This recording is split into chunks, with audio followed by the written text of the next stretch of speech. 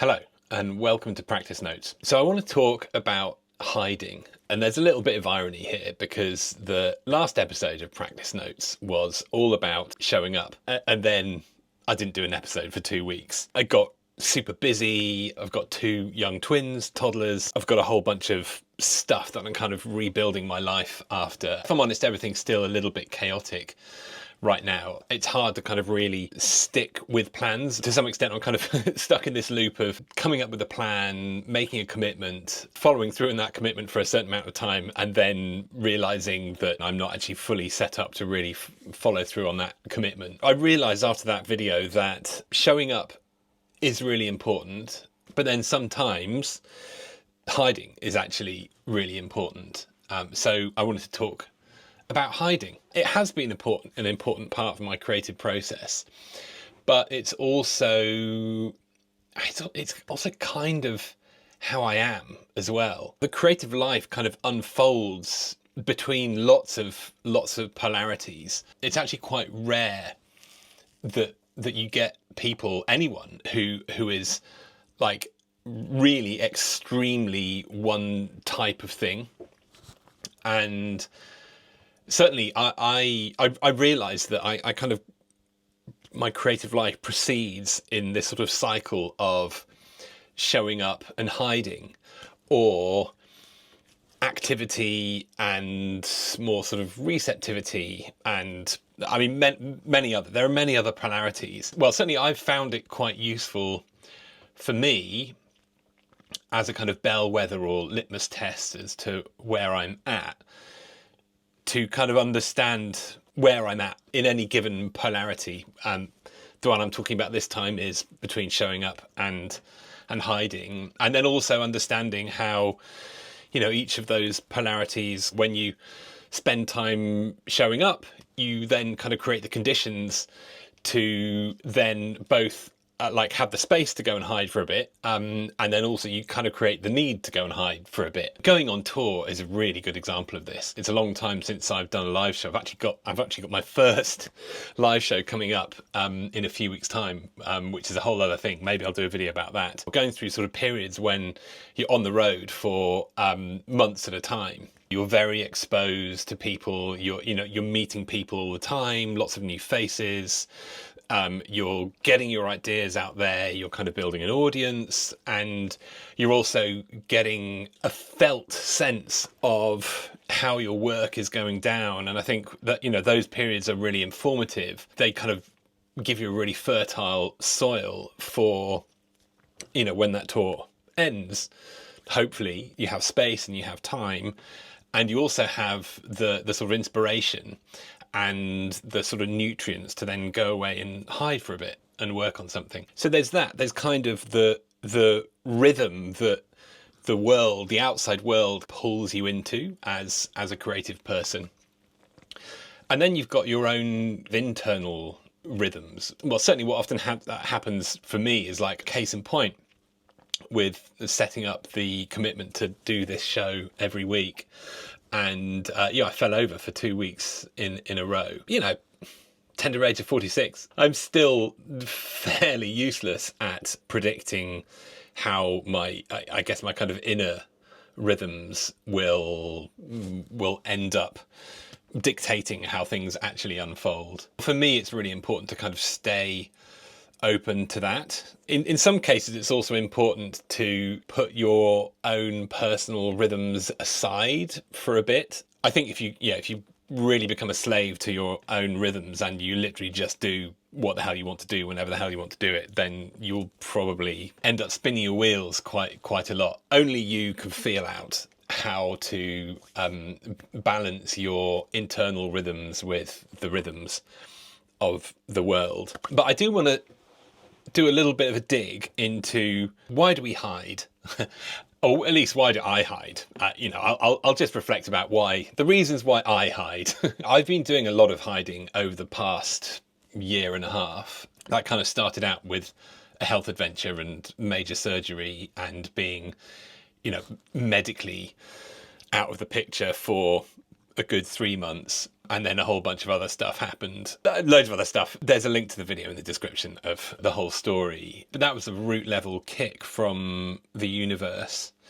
And I just had a hell of a lot of stuff I'm still processing it. I feel like I've processed maybe 10 to 20% of everything that happened last year. I don't have the luxury of being able to take 2 or 3 years off to just like process everything. I have to make haste and win bread. When something big happens to you, you know, you have some kind of health episode, or you lose someone close to you, like a parent or a close friend, or anything like that. I mean, in that situation, I mean, everybody responds to it differently, but it's obviously that's like the pole position reason / excuse, if you need an excuse. I don't really believe in excuses, but I kind of feel like I have to make excuses. That's a whole other thing.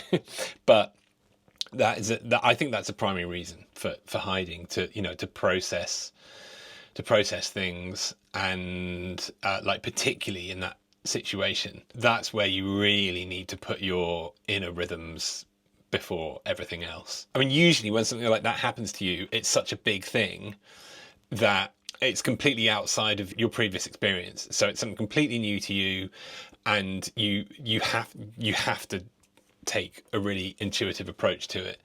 And certainly for me, that's meant a lot of hiding. I mean, it's kind of like a multiple things all layered up and all happened at once.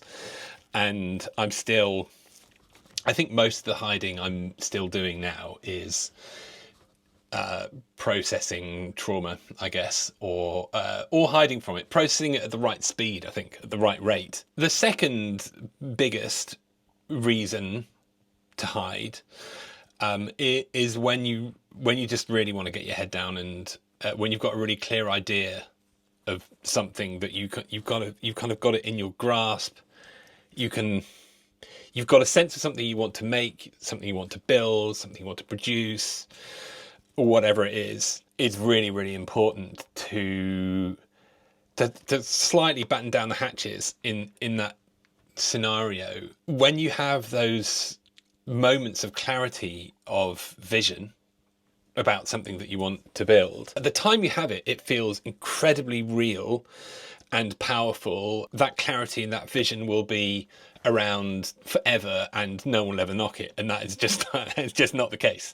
Those things are usually very fleeting. I think it's good in that situation, if you can, to find some way that you can hide away a bit and give that vision the time it wants. Firstly, because you just need time to concentrate while you have that clarity. And the second thing is, this is something where I have gone wrong before, and I've seen my friends do this as well. Instantly questioning that vision and wanting to kind of take it to the world and test it out before you go ahead and do it. You know, if you're an entrepreneur or somebody runs a business, this is the exact opposite advice. When you've got a business, everyone says, like, if you've got an idea, go out to the world, test it out as soon as you can, like, fail fast. In the creative life, you have to take the exact opposite approach to that. When you have a vision, when you have that clarity, the first thing you should do is put the blinkers on and not let anything else get in the way of you executing, like building that thing exactly the way you dreamt of it, because it will get watered down by, if you start to kind of size it up with like, wow, has someone else done that already? Or maybe someone else has done that, but they did this like that. Maybe I should do it like that. And maybe I should pull in some elements of that. And you kind of end up being this sort of like creative director. You can kind of like invent all these extra stakeholders in your work, and like, no. You are the only stakeholder in your work, and when you have that clarity of vision, you've just got to go for it. Batten down the hatches, don't listen to anyone else, don't second guess yourself, go for it and hide. And the third reason to hide is, I mean, it's a very obvious one. If you're tired. I mean, this is kind of similar to the first point, to what I was talking about being on tour. You may know, or you may not know, or maybe you need to take some time to see if you are at this stage or not, but Sometimes, you know, if you've been working really hard, if you've been overexposed, in particular if you've been on tour, if you've been doing shows, I'm mindful that doing shows is to some extent quite a luxury. Well, certainly if you get paid for them, but even if you're not getting paid for them, there's still a level before that where you're being part of a scene, you're going to loads of events, maybe it's other people playing, and you're networking, you're meeting people, and you're getting inspired. That can be tiring. If you've been doing a lot of that and you notice that your creative practice is getting a bit dry, maybe it's time to hide for a bit. All right, so that's what I have to say about hiding.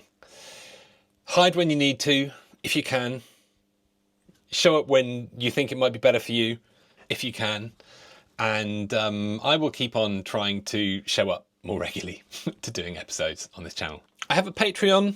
Link is in the description. If you want to support me, I would very much appreciate it. I also make creative tools that help you make music.